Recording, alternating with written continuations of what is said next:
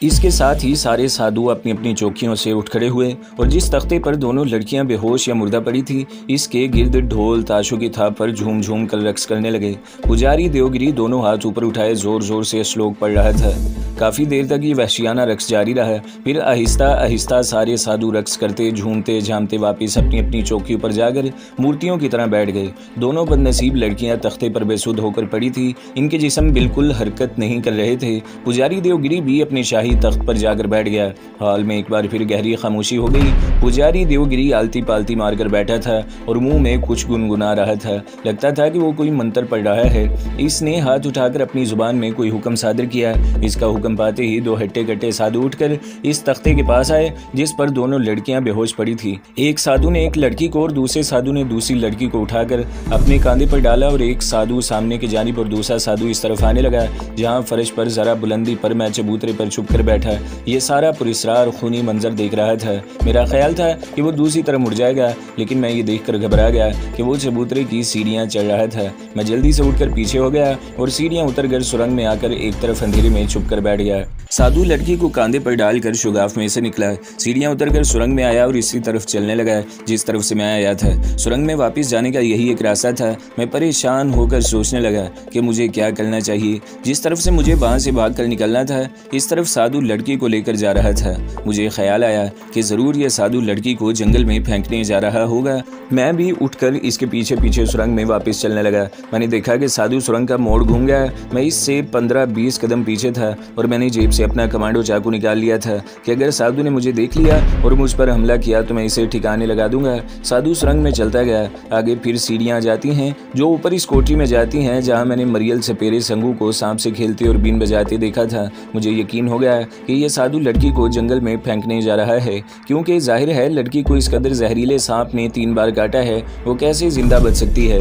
मैंने देखा कि साधु लड़की को उठाए 3-4 सीढ़ियां चढ़कर कोठरी में चला गया। जैसा कि मैं पहले बयान कर चुका हूँ, इस कोठरी को सुरंग की जानिब कोई दरवाजा नहीं था। मैं सुरंग की दीवार के साथ अंधेरे में रुककर इंतजार करने लगा कि साधु कोठरी से निकलकर मंदिर की अकबी दरवाजे से बाहर निकल जाए तो मैं वहां से निकलूं। मुझे वहां खड़े बमुश्किल 2 मिनट ही गुजरे होंगे कि वही साधु कोठरी की दीवार के शगाफ में दोबारा नमूदार हुआ। लड़की इसके कांधे पर नहीं थी। इतनी जल्दी वो लड़की की लाश को जंगल में फेंक कर वापिस नहीं आ सकता। साधु सीढ़ियां उतरकर सुरंग में वापस मेरी तरफ ही आ रहा था। मैं अंधेरे में था। सोचा यहीं खड़ा रहता हूँ। आगे की तरफ भागा तो हाल कमरे में दूसरे साधु लोग मौजूद हैं। सारा काम खराब हो जाएगा। मैंने सिर्फ इतना किया कि सुरंग की आखिरी दीवार के पास दबे पांव तेज तेज कदमों से गया और जहां चबूतरे की सीढ़ियां शुरू होती थी, इन सीढ़ियों की ओट में अंधेरा था। मैं वहां सिमट कर बैठ गया। साधु चला रहा था। इसने मुझे नहीं देखा था। वो सीढ़ियां चढ़कर चबूतरे पर गया और हाल कमरे में दूसरी तरफ उतर गया। हाल कमरे से आदमियों की बातें करने की भिन भिनाहट नुमा आवाजें कुछ देर आती रही, फिर खामोशी छा गई। मैं बड़ी एहतियात से सीढ़ियां चढ़कर चबूतरे पर गया। हाल कमरे में झांक कर देखा, वहां कोई नहीं था। मैं नीचे उतरकर सुरंग में से गुजरता हुआ इस कोठरी में आ गया जहां मेरे ख्याल में साधु सांप से डसवाई जाने वाली नीम उरिया लड़की को छोड़ गया था। कोठरी में आकर मैंने देखा कि लड़की फर्श पर बिल्कुल सीधी पड़ी थी। इसके सिराने की जानिब औंधे रखे हुए मटके पर दिया जल रहा था। लड़की बेहोश थी और जैसा कि मैं बयान कर चुका हूँ, कमर से ऊपर इसका जिस्म उरिया था। मैं आहिस्ता आहिस्ता चलकर लड़की के पास आकर बैठ गया। मैं इसके सीने पर निगाह डाली। सीने पर सांप के 3 बार डसने के 3 निशान साफ नजर आ रहे थे। इन निशानों पर खून की बूंदें निकलकर जम गई थी। लड़की आहिस्ता आहिस्ता सांस ले रही थी। वो जिंदा थी। मैं हैरान हुआ कि इसको सांप ने 3 बार काटा है, फिर भी ये जिंदा है। मुझे ख्याल आया कि हो सकता है सांप इतना जहरीला ना हो। मैं सोचने लगा कि मुझे क्या करना चाहिए, जमीला को कहाँ तलाश करना चाहिए। यही फैसला किया कि वापस हाल कमरे में जाऊँ और वहाँ से जो रास्ता दूसरी तरफ किसी तहखाने को जाता है, वहाँ जाकर जमीला का खोज लगाने की कोशिश करूँ। इस तरफ साधु दूसरी लड़की को ले गया था। मुझे अपने पीछे सांप की फंकार की आवाज़ आई। मैं घबरा कर उठा और दौड़कर दीवार के साथ लग गया। जिस तरफ से मैं कोठरी में आया था, इस तरफ से मैंने एक सांप को आते देखा। सांप काले रंग का था और कुछ नहीं तो 4-5 फीट लंबा था। मैंने पहले तो सोचा कि वहां से निकल जाऊं, लेकिन जब देखा कि सांप फर्श पर रेंगता हुआ सीधा लड़की की तरफ जा रहा है तो वहीं रुक गया। कोठरी में दिया की रोशनी सिर्फ लड़की के इर्द गिर्द ही पड़ रही थी जहाँ मैं खड़ा था। इस जगह अंधेरा था। स्याह सांप फर्श पर बेहोश पड़ी लड़की के इर्द गिर्द चक्कर लगाने लगा। कोई 10-12 12 चक्कर लगाने के बाद वो लड़की के जिस्म पर चढ़ गया। इसने अपना फन उठा रखा था, वो लड़की के जिस्म पर रेंग रहा था।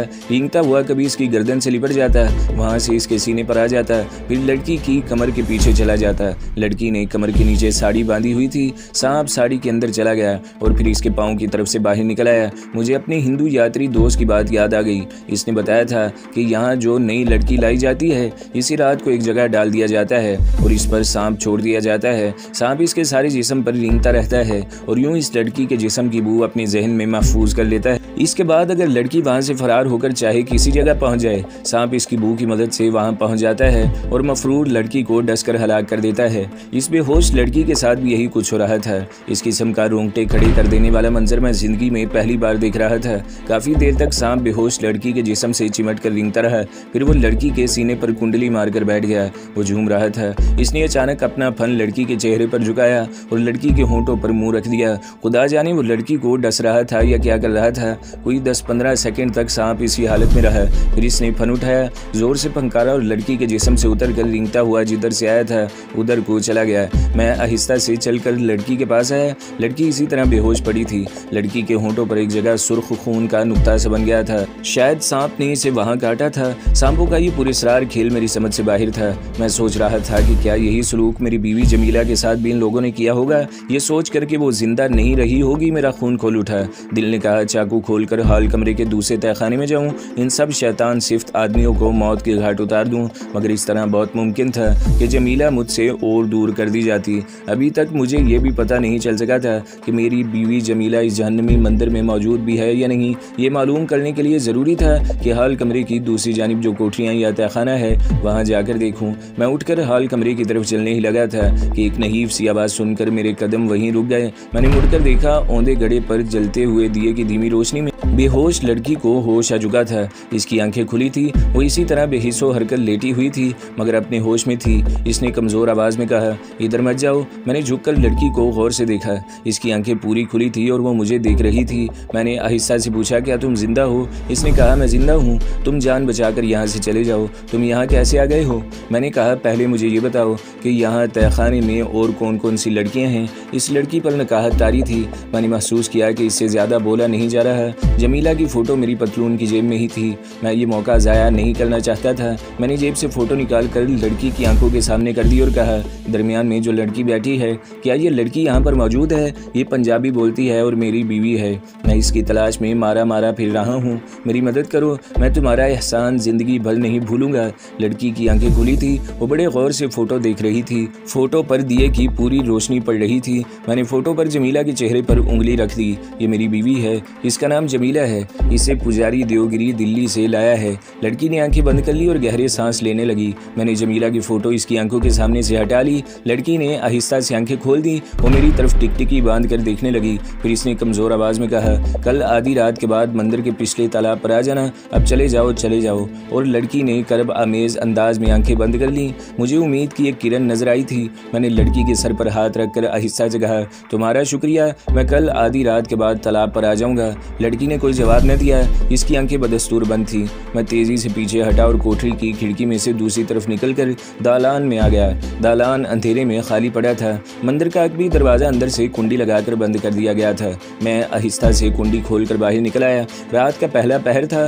नाग देवी के मंदिर की तरफ से भजन गाने और घंटियों की हल्की हल्की आवाज़ें आ रही थी। हिंदू यात्री कोठरी में नहीं थे। मैं अपनी चारपाई पर लेट गया और सोचने लगा कि इस पुरस्कार लड़की ने मुझे कल रात किस लिए बुलाया है। ज़रूर वो मुझे मेरी बीवी जमीला के बारे में ही कुछ बताने वाली है। खुदा करे कि वो कोई अच्छी बात बताए। खुदा करे कि जमीला जिंदा हो। अगर खुदा न खास्ता वो जिंदा नहीं होगी तो मैं इस शैतानी नाग मंदिर के किसी साधु को, पुजारी देवगिरी समेत किसी को जिंदा नहीं छोड़ूंगा। यही कुछ सोचते सोचते मुझ पर नींद का गलबा तारी होने लगा और मैं सो गया। दूसरा दिन मैंने मंदिर के अहाते में ही गुजारा। मुझे मुश्ताक अली साहब ने दिल्ली में हिदायत की थी कि मैं मंदिर के आसपास के इलाके में ज़्यादा निकलने की कोशिश न करूँ, क्योंकि इस किस्म के मंदिरों में पुलिस इंटेलिजेंस के 1-2 आदमी ज़रूर मौजूद होते हैं। दिन गुजर गया, रात आ गई। थी। मंदिर के भंडार पर ही मैंने थोड़ा बहुत खाना खा लिया। हिंदू यात्री शाम के वक्त कोठरी में आया और ये कहकर चला गया कि वो रात नाग मंदिर में पूजा करके गुजारेगा। मुझे पूरी इसरार लड़की ने आधी रात के बाद तालाब पर आने को कहा था। मेरे पास कोई घड़ी नहीं थी। मंदिर के छोटे हाल कमरे में एक क्लॉक था। मैंने क्लॉक पर रात के 12 बजे का वक्त देखा और खामोशी से मंदिर की अगली दीवार वाले छोटे दरवाजे की तरफ चल पड़ा। इस तरफ अंधेरा भी था और कोई बंदा भी नहीं था। मैं छोटे से दरवाजे से निकलकर नशीब में थोड़ा उतरने के बाद तालाब के पास आ गया। तालाब चौकोर था। इसकी एक जानिब मंदिर की पुरानी दीवार थी और दूसरी जानिब बल्कि 3 जानिब जंगल था जहां दरख्तों के झुंड शुरू हो जाते थे। मेरा ख्याल था कि पुरस्कार लड़की मंदिर के छोटे दरवाजे वाली दालान में से निकल कर ही आएगी। चुनाचा मैं वहीं एक तरफ हटकर तालाब के किनारे सीढ़ियों के पत्थर पर बैठ गया। इस तरफ रोशनी बिल्कुल नहीं थी। अंधेरा गुप्त था। मंदिर की तरफ घंटियां कभी कभी बज उठती थी। इसके बाद फिर खामोशी छा जाती थी। दरख्तों के दरमियान में से आसमान पर चमकते हुए सितारे नजर आ रहे थे। तालाब का पानी बिल्कुल साकिन था। अंधेरी रात में इसकी सतह धुंधली धुंधली नजर आती थी। तालाब की दूसरी तरफ जंगल में से किसी वक्त हवा का झोंका आता तो अपने साथ देवदार, नारियल और महागनी के दरख्तों की खुशबू भी लाता। किसी जगह झाड़ियों में एक झिंगर मुसलसल बोल रहा था। झिंगर की आवाज़ मुझे परेशान कर रही थी। अचानक झिंगर खामोश हो गया। इसके साथ ही अंधेरी रात में एक इंसानी साया मुझे अपनी तरफ आता दिखाई दिया। ये पुरस्कार लड़की ही हो सकती थी। मैं उठ खड़ा हुआ। साया करीब आकर मुझसे 3-4 कदम के फासले पर रुक गया। मैंने पुरस्कार लड़की को फर्श पर बेहोशी की हालत में लेटे हुए ही देखा था। इस वक्त वो मेरे सामने खड़ी थी। अंधेरा भी था। इसे पहचानने में मुझे दिक्कत महसूस रही थी। मैंने आहिस्ता से पूछा, क्या तुम मंदिर वाली लड़की हो? लड़की ने जवाब दिया, हाँ मैं वही हूँ। और वो मेरे करीब आ गई। कहने लगी, मेरे साथ आओ। वो अंधेरे में जंगल की तरफ हो गई। मैं इसके पीछे पीछे चलने लगा। रात की तारीकी में गुंजान दरख्तों के खाके ही नजर आ रहे थे। वो दरख्तों के दरमियान चलती जंगल में बाएं तरफ मुड़ गई। जरा आगे जाकर दरख्तों के नीचे कोठरी सी अंधेरे में दिखाई दी। लड़की ने मेरी तरफ मुड़कर कहा, डरो नहीं, मेरे पीछे पीछे आ जाओ। कोठरी का कोई दरवाजा नहीं था। अंदर घुप अंधेरा था। मुझे लड़की दिखाई नहीं दे रही थी। सिर्फ इसके सांस लेने की आवाज़ रही थी। अंधेरे में माचिस की तीली जली और रोशनी हुई। लड़की दीवार के एक ताक में रखी हुई मोमबत्ती रोशन कर रही थी। मोमबत्ती रोशन करके इसने ताक में से उठाकर इसे फर्श पर एक तरफ लगा दिया और वहीं बैठते हुए बोली, यहाँ बैठ जाओ। मैं इसके सामने फर्श पर बैठ गया। पुरस्कार लड़की वही थी जिसको कल रात मैंने इस हालत में देखा था कि वो फर्श पर नीम बेहोशी की हालत में नीम उरिया पड़ी थी और स्याह नाग इसके जिस्म पर रींग रहा था। लड़की के नक्श तीखे थे। रंग सांवला था और आंखें बड़ी बड़ी थी। दरमियान से मांग निकाल कर इसने बाल शानों पर डाल रखे थे और साड़ी पहन रखी थी। कहने लगी, क्या तुम वाकई इसी लड़की के पतिदेव हो जिसकी फ़ोटो तुमने मुझे दिखाई थी? मैंने कहा, हाँ मैं ही इसका खामंद हूँ। मैं मुसलमान हूँ और मेरी बीवी का नाम जमीला है। मैं इसे जमीला के अगवा के वाक़यात बताने लगा तो पूरी सरार लड़की ने हाथ थोड़ा सा ऊपर उठाकर कहा, मुझे यकीन आ गया है कि अब जो कुछ मैं तुम्हें बताने वाली हूँ वो बिल्कुल सच है। इसे गौर से सुनो। तुम्हारी बीवी जमीला। मैंने इसकी बात काट दी और बेताबी से पूछा, वो जिंदा है ना? पूरी सरार लड़की ने मेरी तरफ घूर कर देखा और बोली, बीच में ना बोलो। तुम्हारी बीवी जिंदा है। जब इसे नाग देवी के मंदिर के तहखाने में लाया गया था तो वो मुझे मिली थी। मुझे इस पर बड़ा तरस आया था, लेकिन खुद मैं भी इसी हालत में थी। मैं इसकी कोई मदद नहीं कर सकती थी। इसने मुझे अपना नाम जमीला ही बताया था। वो बहुत गमजदा थी, परेशान थी। पुजारी देवगिरी ने तुम्हारी बीवी को संता बली के लिए पसंद कर लिया और नाग गैया के बाद इसे संता बली के खूनी नाग मुठ में भिजवा दिया गया। तुम्हारी बीवी जमीला यहाँ मंदिर में नहीं है। वो इस वक्त संता बली के नाग मुठ में है। वहाँ 1 माह तक इस पर खास मंत्र पढ़कर फूंके जाएंगे। इससे ज़बरदस्ती तपस्या करवाई जाएगी ताकि वो पूरी तरह शुद्ध होकर हिंदू औरत बन जाए। मैं परेशानी के आलम में पूरी सरार लड़की की बातें सुन रहा था। मुझे यकीन नहीं आ रहा था कि मेरी बीवी के साथ ऐसा सलूक भी हो सकता है। मैंने कहा, खुदा के लिए अगर तुम सच्चे दिल से मेरी मदद करना चाहती हो तो मुझे बताओ कि ये सनता वली मुठ किस जगह पर है। मैं जान की बाजी लगाकर वहाँ से अपनी बीवी को निकाल कर ले जाऊँगा। पूरी सरार लड़की ने गहरा सांस भरकर कहा, मैं तुम्हें बता चुकी हूँ कि पुजारी देवगिरी ने तुम्हारी बीवी को नाग गैया की रस्म अदा करने के बाद सनता वली के मुठ में भेजा है। इसका क्या मतलब है? मैंने पूछा। पूरी सरार लड़की बोली, इसका मतलब है कि तुम्हारी बीवी के जिस्म पर भी पूरी रात स्याह सांप को फिराने के बाद वहाँ भेजा गया है। तुम अपनी बीवी को निकाल कर जहाँ भी ले जाओगे नाग देवी के सांप इसका पीछा करेंगे और इसके साथ तुम्हें भी मौका मिलते ही डसकर हलाक कर डालेंगे। मैंने कहा, लेकिन मेरी बीवी के जिस्म पर तो तुम्हारे कहने के मुताबिक सिर्फ एक सांप को फिराया गया है। मेरी बीवी के जिस्म की बू का तो सिर्फ एक सांप को एहसास है। मैं इस सांप को हलाक कर सकता हूँ। पूरी सरार लड़की कहने लगी, नाग गैया में ऐसा होता है कि एक रात काला सांप नहीं आने वाली लड़की के जिस्म पर फिराया जाता है। इसके बाद वो सांप नाग देवी के बाकी सारे जहरीले सांपों को अपनी फंकार से लड़की के जिस्म की बू से रोशनास करा देता है। इस वक्त नाग देवी के मंदिर के तहखाने तहखाने में सैकड़ों जहरीले सांप पिटारियों में बंद हैं। ये सारे सांप जिस तरह मेरे बदन की बू से वाकिफ हो चुके हैं, इसी तरह तुम्हारी बीवी के जिस्म की बू से भी वाकिफ हो गए हैं। ये बू इन सांपों को सैकड़ों मील के फासले से आ जाती है। तुम एक सांप को हलाक करोगे तो इसकी जगह दूसरा सांप तुम्हारी बीवी की बू पर चल पड़ेगा और वो जहाँ भी होगी वहाँ किसी न किसी तरह पहुँच इसे मार डालेगा। मैंने इससे सवाल किया, तुम इस वक्त नाग देवी के मंदिर से काफी दूर जंगल में आ गई हो, मगर तुम्हें तो किसी सांप ने नहीं डसा। कोई सांप तुम्हारी जिस्म की बू पाकर तुम्हारे पीछे पीछे नहीं आया? पुरस्कार लड़की बोली, नाग मंदिर की हद इस पुरानी समाध की कोठरी तक है। अगर मैं इससे आगे गई तो कोई ना कोई सांप तहखाने की पिटारी से निकलकर मेरा पीछा करना शुरू कर देगा और मुझे डस कर हलाक कर देगा। मैं अजीब सूरत हाल में फंस गया था। मैंने कभी सोचा तक नहीं था कि ढाके में अपनी बीवी के साथ सुकून से जिंदगी बसर करते करते मेरी जिंदगी में ये इनकलाब भी आ जाएगा और सांपों की पूजा करने वालों के जंगल में फंस जाएंगे। मैं और मेरी बीवी भयानक किस्म के हालात का शिकार हो चुके थे, लेकिन मैंने हिम्मत नहीं हारी थी। मुझे अपने खुदा पर भरोसा था। मेरे दिल को यकीन था कि इन पुजारियों के सांप मुझे और मेरी बीवी का कुछ नहीं बिगाड़ सकते। इसके बावजूद किसी वक्त ये ख्याल ज़रूर आता था कि अगर खुदा न खास्ता किसी सांप ने दुश्मन बनकर अनजाने में हमला कर दिया तो मेरे पास सांप के जहर का कोई तोड़ नहीं है। लेकिन इस वक्त सबसे अहम सवाल अपनी बीवी जमीला को इन शैतानी पुजारियों के चुंगल से छुड़ाना था। मैंने पूरी सार लड़की से कहा, तुम मुझे सनता वली मुठ का रास्ता बता दो, मैं वहां जाकर अपनी बीवी को निकालने की कोशिश करूंगा। पूरी सार लड़की ने जवाब दिया, सनता वली मुठ में किसी मुसलमान को दाखिल नहीं होने दिया जाता। अगर कोई भूला भटका मुसलमान मुसाफिर इधर आ निकले तो मुठ के सांप इसे डस कर मार डालते हैं। मैंने कहा, सांपों को कैसे पता चल जाता है कि ये मुसलमान है या काफिर? लड़की ने कहा, मुसलमान भूतों की पूजा नहीं करते, वो सिर्फ एक खुदा को मानते हैं, इसलिए इनके जिस्म से हर वक्त एक खास किस्म की खुशबू निकलती रहती है। देवगिरी के नाग मंदिर के और सनता वली मुठ के तमाम सांपों को मुसलमानों के जिस्म से निकलने वाली इस खास खुशबू से वाकिफ रखा गया है। जैसे ही सनता वली मुठ के इलाके में कोई मुसलमान दाखिल होता है तो वहाँ के सांपों को इसके बदन से निकलने वाली खास खुशबू महसूस हो जाती है। वो इस खुशबू का पीछा करते मुसलमान मुसाफिर तक आते हैं और इसे डस लेते हैं। इस पुरस्कार लड़की ने मुझे ये बताया कि सनता वली मुठ यहाँ से सैकड़ों मील दूर एक ऐसे खतरनाक जंगल में वाक़ई है जिसके चारों तरफ वीरान पहाड़ियाँ हैं और जंगल में दलदलें हैं और ऐसे आदमखोर दरख्त हैं कि अगर कोई आदमी इनके करीब से गुजरे तो दरख्त की शाखें नीचे झुककर इस आदमी को ऊपर उठा लेती हैं और फिर इसके जिस्म का सारा खून चूस कर इसको हड़प कर जाती हैं। मैंने कहा, चाहे कुछ भी हो जाए मैं अपनी बीवी को बचाने सनता वली मुठ में ज़रूर जाऊँगा, तुम मुझे इस जंगल का रास्ता बता दो। पुरस्कार लड़की एक लम्हे के लिए चुप हो गई। वो कुछ सोच रही थी, फिर इसने मेरी तरफ देखा और बोली, मैं मुसलमान नहीं हूँ, हिंदू औरत हूँ। मैं देवी देवताओं की बद्दुआओं को मानती हूँ। तुम मुसलमान हो, तुम देवी देवताओं को नहीं मानते। मैंने इसकी बात काटते हुए कहा, इसमें कोई शक नहीं कि मैं तुम्हारी देवी देवताओं को बिल्कुल नहीं मानता। पुरस्कार लड़की बोली, इसलिए मैंने कहा था कि सनता वली मुठ के सांप तुम्हें जिंदा नहीं छोड़ेंगे। मैंने कहा, लेकिन मेरी बीवी जमीला भी मुसलमान है, इसके बदन से भी मुसलमानों वाली खुशबू आती है, फिर सांपों ने इसे क्यों नहीं डसा? लड़की बोली, तुम्हारी बीवी के जिस्म पर सारी रात सांप के फिरते रहने के बाद इसके जिस्म की मुसलमान वाली खुशबू दब गई है और सांप की बू ज्यादा तेज हो गई है, इसलिए सनता वली मुठ में जब तुम्हारी बीवी को ले जाया गया तो सांपों ने इसे कुछ नहीं कहा, क्योंकि इन्हें तुम्हारी बीवी के जिस्म से निकलने वाली मुसलमानों वाली खुशबू महसूस नहीं हुई थी। जब मैंने पुरस्कार लड़की से दोबारा इसरार किया कि वो मुझे सनता वली मुठ का पता बताए तो वो एक बार फिर सोच में पड़ गई। ठंडा सांस भरकर बोली, औरत होने के नाते मैं तुम्हारी बीवी के दुख दर्द को अच्छी तरह महसूस कर रही हूँ। मैं तुम्हारी बीवी को सांपों के जहन्नम से निकालना चाहती हूँ, मैं तुम्हारी मदद करना चाहती हूँ, मगर मुझे मालूम है कि जैसे ही तुम्हारे साथ यहाँ से 10 कदम आगे गई, नाग मंदिर के 3-4 जहरीले सांप अपनी अपनी पिटारियों से निकलकर मेरा पीछा करना शुरू कर देंगे और मेरे साथ तुम्हें भी जिंदा नहीं छोड़ेंगे।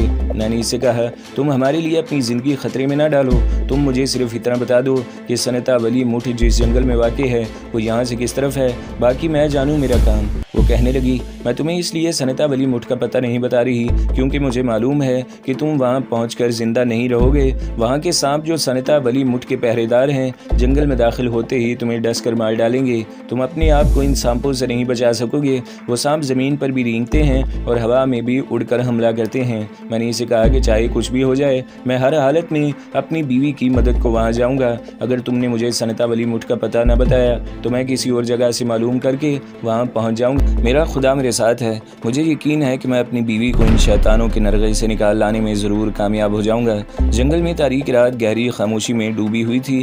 कोठरी के फर्श पर लगाई हुई मोमबत्ती काफ़ी पिघल चुकी थी। पुरस्कार लड़की सर झुकाए किसी गहरी सोच में डूब गई थी। फिर अचानक इसने सर उठाया और कहने लगी, ठीक है, मैं जमीला को बचाने उसी नाग मंदिर के राक्षसों की कैद से निकालने के लिए खुद तुम्हारे साथ जाऊंगी। मैं तहसीन अमेज़ निगाहों से पुरस्रार हिंदू लड़की का मुँह तकने लगा। मैंने कहा, तुम हमारी खातिर अपनी जान खतरे में ना डालो, मैं अकेला ही इस मुहिम पर जाऊंगा। लड़की ने फैसला कुन अंदाज में कहा, मैं खुद भी इस जहन्नम से निकलना चाहती हूँ। हो सकता है तुम्हारा खुदा मेरी भी मदद करे और मुझे भी इन खूनी पुजारियों और सांपों की मौत से बदतर ज़िंदगी से निजात मिल जाए। मैंने कहा, लेकिन सांप तुम्हारा पीछा करेंगे? वो बोली, ये ख़तरा तो मुझे मोल लेना ही पड़ेगा। मैंने कहा, तुम्हारा नाम क्या है? तुमने अभी तक मुझे अपना नाम नहीं बताया। वो बोली, मेरा नाम कावेरी है, इससे ज़्यादा मुझसे कुछ न पूछना, इससे ज़्यादा मैं तुम्हें कुछ नहीं बताऊंगी। मैंने कहा, कावेरी एक बार फिर सोच लो। वो फैसला कुन अंदाज में कहने लगी, मैंने फ़ैसला कर लिया है, मैं तुम्हारी बीवी को सनता वली मुठ से फ़रार कराने खुद भी यहाँ से फ़रार होकर तुम्हारे साथ ही जाऊँगी। तो दोस्तों, अगली किस्त सुनने के लिए हमारे चैनल को ज़रूर सब्सक्राइब करें, वीडियो को लाइक करें और बेल के आइकन पर भी क्लिक कर दें ताकि हर जो आने वाली वीडियोज़ हैं वो आपको सबसे पहले मिलती रहें।